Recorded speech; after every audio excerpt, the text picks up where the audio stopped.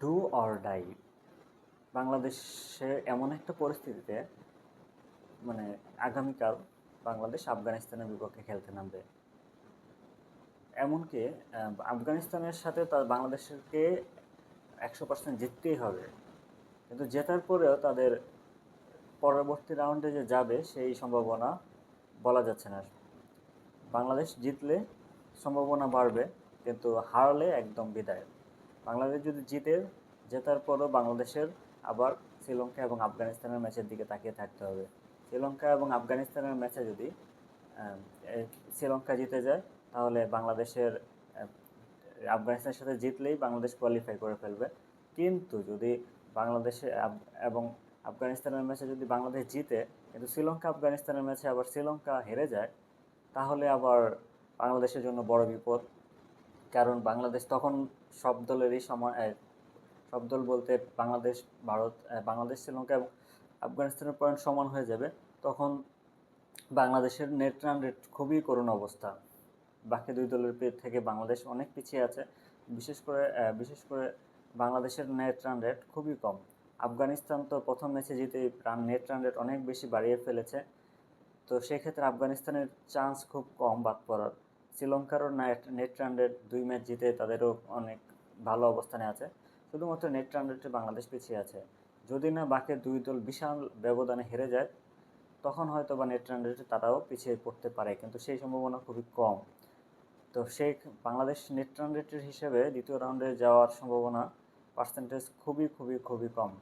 তো সেক্ষেত্রে বাংলাদেশের দ্বিতীয় রাউন্ডে যাওয়ার জন্য বাংলাদেশের একটাই পথ খোলা আছে, সেটা হচ্ছে বাংলাদেশের কালকে না, আজকের ম্যাচে বাংলাদেশকে জিততেই হবে, সেটা যে কোনোভাবেই হোক, এবং শ্রীলঙ্কা এবং আফগানিস্তানের ম্যাচে শ্রীলঙ্কার জয় কামনা করা। এইভাবেই বাংলাদেশ দ্বিতীয় রাউন্ডে। এখন আফগানিস্তানের সাথে বাংলাদেশের জেতাটাও খুব যে সহজ হবে সেরকম নয়। আফগানিস্তানের শক্তিশালী স্পিনিং অ্যাটাকের পর তাদের ব্যাটিং লাইনও যথেষ্ট ভালো। তবে আফগানিস্তানের বোলিংটাই সবচেয়ে বেশি শক্তিশালী, যেটা বাংলাদেশকে খুব ভোগাতে পারে। বিশেষ করে বাংলাদেশি প্লেয়াররা কিন্তু স্পিন খেলতে পারে না। স্পিনের মধ্যে হচ্ছে লেগ স্পিন আরও বেশি দুর্বল বাংলাদেশ। সেখানে রশিদ খান, তারপরে নূর হোসেনদের মতো স্পিনারদের বাংলাদেশকে সামলাতে হবে। তো সেই স্পিন সামলিয়ে বাংলাদেশ আফগানিস্তানকে হারাবে সেই আশাই করছি।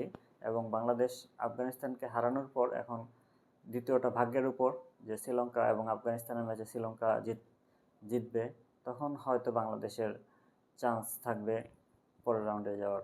তবে বাংলাদেশের আফগানিস্তানের সাথে নেট রান রেটের হিসাবও যেহেতু থাকতে পারে, তাই বাংলাদেশের শুধু আফগানিস্তানের সাথে ছোট ব্যবধানে জিতলে হবে না, যতটা পারা যায় বড় ব্যবধানে জেতার চেষ্টা করতে হবে, যাতে পরবর্তীতে নেট রান রেটের হিসাব আসলে বাংলাদেশ কিছুটা তাদের সম্ভাবনা থাকে।